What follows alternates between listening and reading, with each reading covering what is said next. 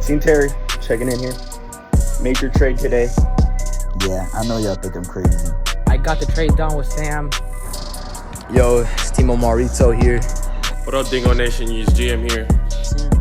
I got plans. Every single time someone wants to start talking and running their mouth, they always come out with the L at the end of the day. And he chose to want to start talking.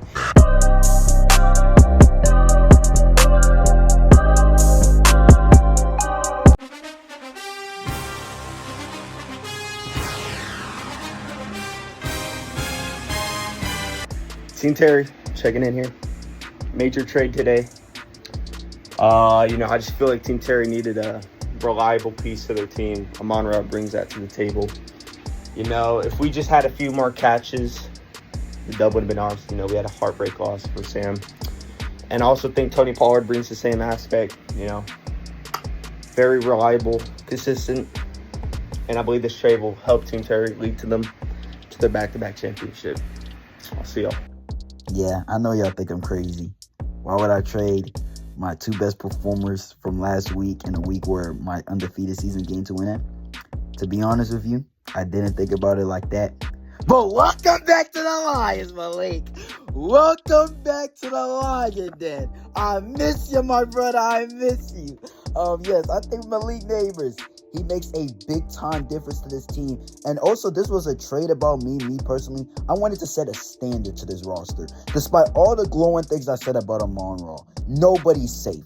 And I mean nobody's safe. Despite everything I said about Oumar last night and all the greatness about Oumar, and I wish him the best on Team Terry, nobody is safe. I like Kenneth Walker, bringing him to this team. The thing about Patrick, he didn't view Kenneth Walker as highly as I do. I love Kenneth Walker, bringing him to this team. And yes, sir, Lions, we're back, baby. And the season continues. I think this is the start of our championship run. So, Lions, we rolling, baby. We rolling to the top. Welcome back, Malik. Welcome back. I just saw the trade between ET and I don't even know who it was. But honestly, I think ET won that trade. I just like Malik Neighbors more, to be honest. But yeah, it was slightly a fair trade, I guess. But it's all good. Man, so over the past day, major trade happened in the league.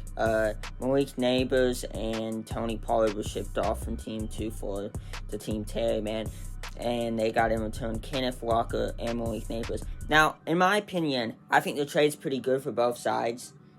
But Malik Neighbors, the quarterback plays so bad compared to Oumar. This might end up being that Oumar performs better, but we'll see. We'll see where this happens. Malik's still incredible with whatever quarterback he's got. So, yeah. Kenneth Walker could be a threat too, so we'll see.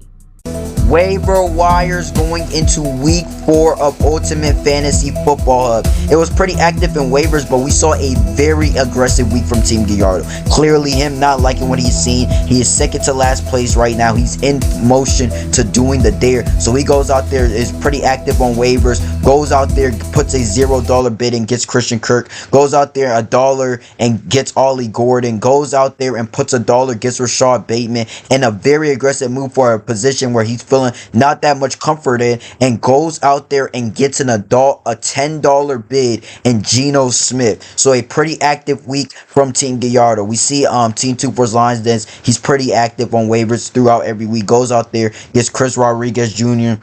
for $1, and then goes out there and gets the Chargers defense for $1. We see Dingo District make some moves where he drops Juju Smith-Schuster, and then he also drops Shador Sanders, and then we see Prince Gruber go out there $4 and get Woody Marks, and then we see Sam tie it up for the most money spent in waivers this week, where he gets that Trey Tucker at the $10 bid. I guess he likes what he sees from Trey Tucker last week. We know Trey Tucker coming off of a 41-point week, so he goes out there and gets Trey Tucker. And then we also got a small little move from Oumar Diaby, Team Oumar Rito getting a defense. So yeah, that's Ultimate Fantasy Football Hub week 4 waiver wires, and that's going into this week. We're gonna have a great week of Ultimate Fantasy Football and fantasy football action. Off of waivers this week, I got Trey Tucker.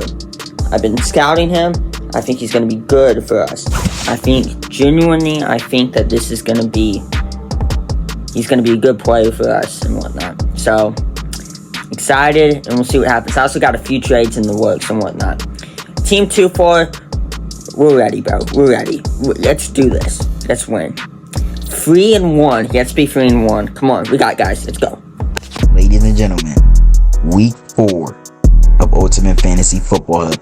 It's been a movie so far. Let's get to these standings before we get to these matchups and these storylines and stuff. Team Hoggle, of course, is above all, first place in the standings. The odds-on favorite according to Vegas to win the championship. He got Josh Allen. He has Christian McCaffrey. He has Trey McBride. Drake London hasn't even met his potential yet, and he's been dominating this league. We'll see what he does this week. He has a sleepy matchup, but we'll get to that later. Dingo District. A lot of people had this guy as their toilet bowl prediction going into this season. Thought he had a flop draft. He has proved a lot of people wrong. And going into week 4, I never thought I would say this, but he is second place in the standings. Jude Scary Team 3rd. We got Team Pirates 4th. We got End Zone Dogs at 5th. We got Osama at 6th, and then we got Team 2-4's Lions Den at 7. That is 7-2-1 teams. Yes, it's been that close. We got Team Terry at 8th. He's 1-2, the reigning defending champion. I didn't think we would be saying that going into week 4 that the reigning defending champion is 1-2. But that is what it is. We'll see if he has a bounce back week this week. And we got 9th place Silence of the Lambs, 10th place Omarito, and then the odds-on favorite right now to do the dare, Team Gallardo at 11th place with Prince Gruber at 0-3 at 12th place. Let's get to these matchups. 2-4's Lions versus Team Pirates. The most talked about matchup of the week. I wouldn't say game of the week though. 2-4's Lions that's going out there making the big time trade at Malik Neighbors and Kenneth Walker Jr., trying to basically make a statement to this team that no matter how good you perform, we're not staying stagnant.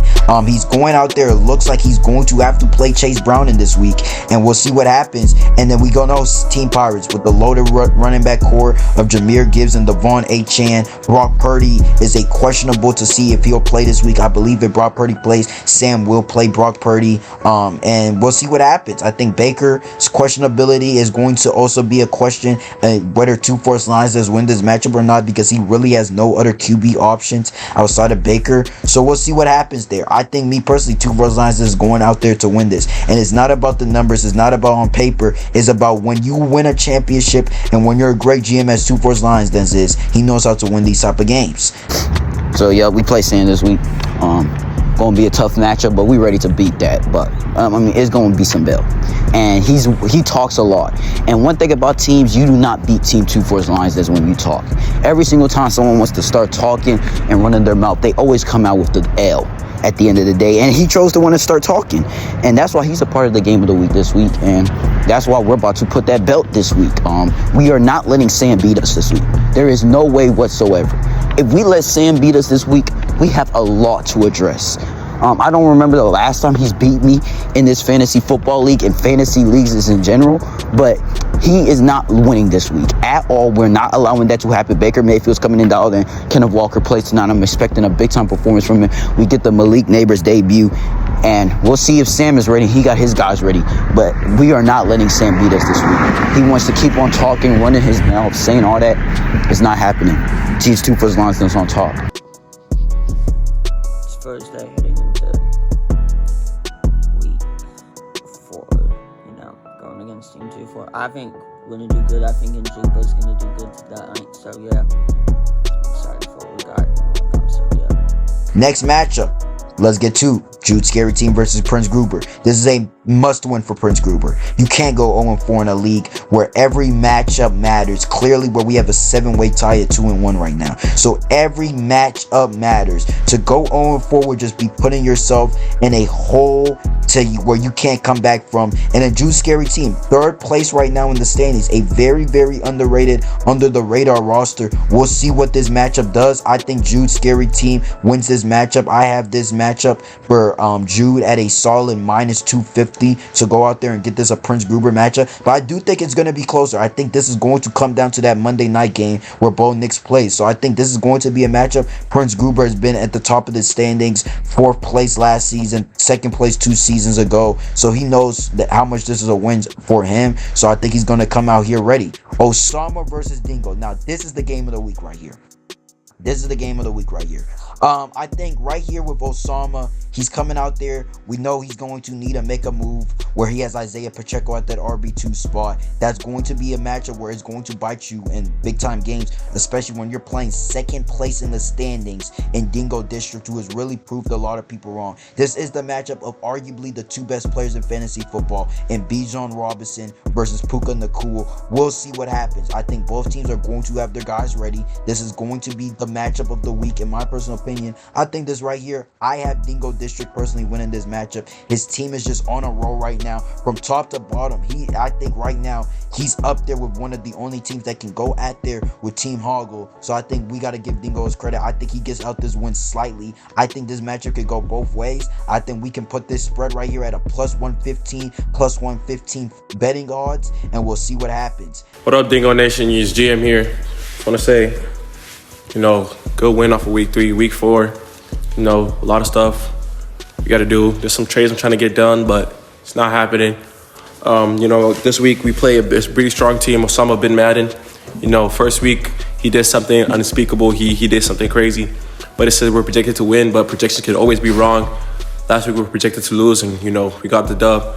I just want to say I love y'all. Go out there, fight. Caleb Williams, I'm trusting you this week. Derrick Henry, I'm also trusting you this week. All right, I love y'all. I need y'all to go out there and get this dub for me. All right, this week determines what type of team I am, and if we get this win, I'm gonna be a force to be reckoned with. Let's go get this dub. Dingo out. I'm going against Reynold this week. Mr. Dingo himself. This isn't gonna be an easy matchup like Fade. Fade was pretty easy, but I'm pretty confident I'm gonna win. I trust my team a lot.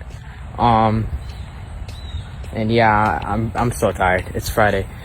Next matchup, Team Hoggle versus Enzo Dog. We're not going to laugh here any longer. Right now, we have Mike Evans at that wide receiver 1 position for the Enzo Dogs. If you haven't known, Mike Evans is going to be out for the next 3 to 4 weeks. So we need to see what Enzo Dogs does there. Team Hoggle, the reigning favorite. This is a easy matchup. I got Team Hoggle by 50. The odds for Team Hoggle are probably minus 2,500. Next matchup, we got Team Gallardo versus Team Terry.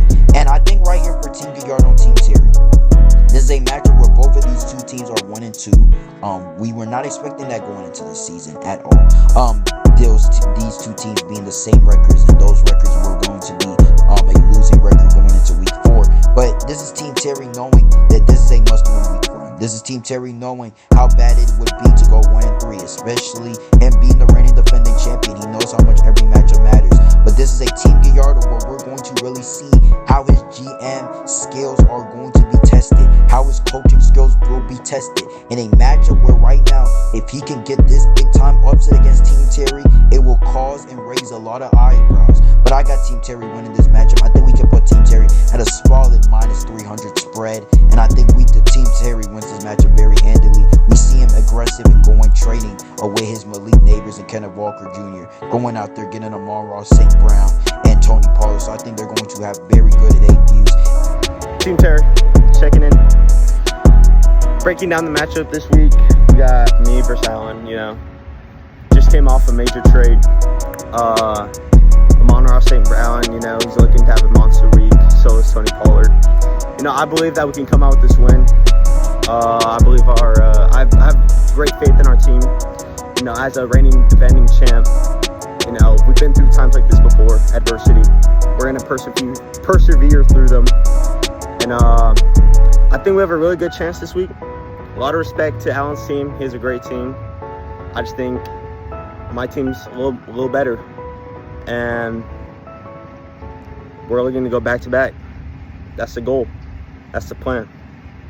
Team Terry out. And this is arguably the matchup of the week. A lot of people's opinions. Silence of the Lambs versus Team Omarito. I think this right now is going to come down to who really wants it more. We have Jaden Daniels obviously questionable, and we got CeeDee Lamb with the injury news where he is out. So I think this matchup could really come down to the wire. I think Omarito is going to surprise a lot of people in this matchup. I think Omarito is somebody that's like 2 weeks ago we were just counting off, and he showed a lot of grit and grind going into last week and really took a matchup where a lot of people did not have him winning. And Silence of the Lambs, we cannot find him. Since the CeeDee Lamb injury, we cannot find him. Since CeeDee Lamb got in that backfield and got his ankle done. He has not been able to be found. We'll see what happens. He has a Emeka Buka and Roman Dunze, so he should be fine. Me personally, I think Silence of the Lambs does take this win though. I think he's just a more talented roster, but I wouldn't be surprised if Omarito went out there and got this win. I think we could put Silence of the Lambs at a solid minus 100. I don't think this is that far of a game off. I think this could be very, very close. Yo, it's Team Oumarito here. This week, we're playing Team Silence of the Lambs, and excited to play him. He's a great competitor. We're just gonna see what's gonna happen, but yeah, much love and respect to him, and hopefully I get the win this week, and hopefully he has a good game against Alito Friday, which is tomorrow. So, hey, good luck to you. Hey, but let's try to win this week though. But we'll see what happens. That is Ultimate Fantasy Football Week 4 matchups, and we'll see what happens in the Ultimate Fantasy Football League. I can't with this league no more, y'all. I just can't. In the Ultimate Fantasy Football Hub, y'all, Travion Henderson, Cortland Sutton, and Ted McMillan are untouchable.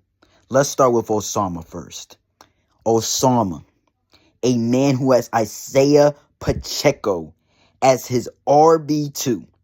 Bijan Robinson, untradeable. Jalen Hurts, untradeable. The only other person with value on your team, is Cortland Sutton, and he's untouchable as well. Bro, what are we doing?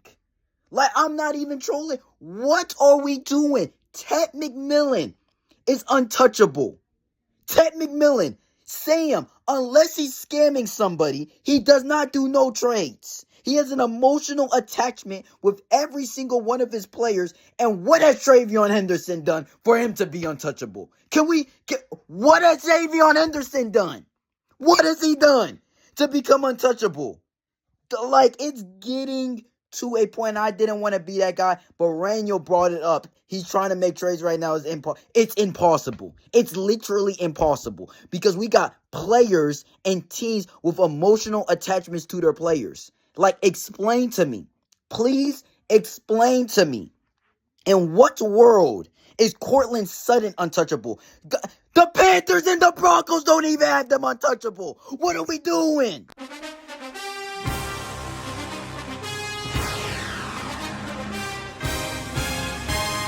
We have just traded Judkins to Team O'Neal in exchange for 15 fab and Ricky Pearsall. You know, I flipped Judkins, and I don't know how, but I only got 4 extra fab and the trade with Fade. So, yeah, but that's all I gotta say. I needed fab. I got moves to make, and you'll see soon. I got plans. I got the trade done with Sam. I traded him Ricky Pearsall for Judkins. I think this is going to upgrade my team a lot. I always struggled in that like running back 2 spot, and this was like all I needed. So now I'm really going to win the league. Sam.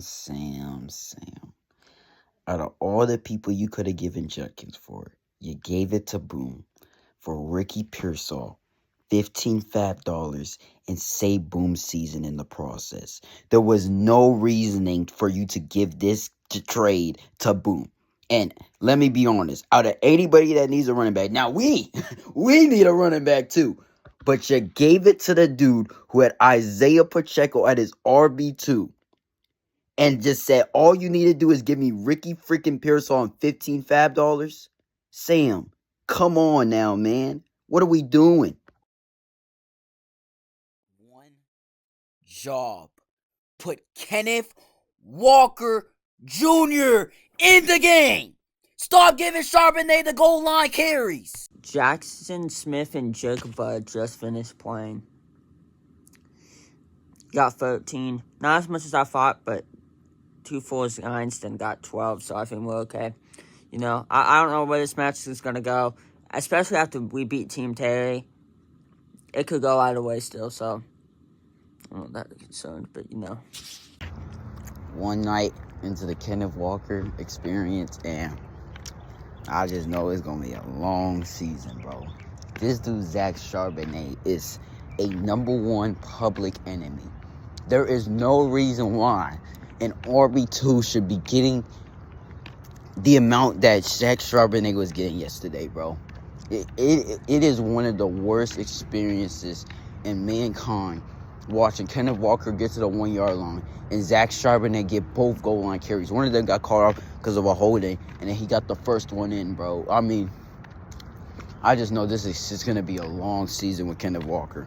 A long season.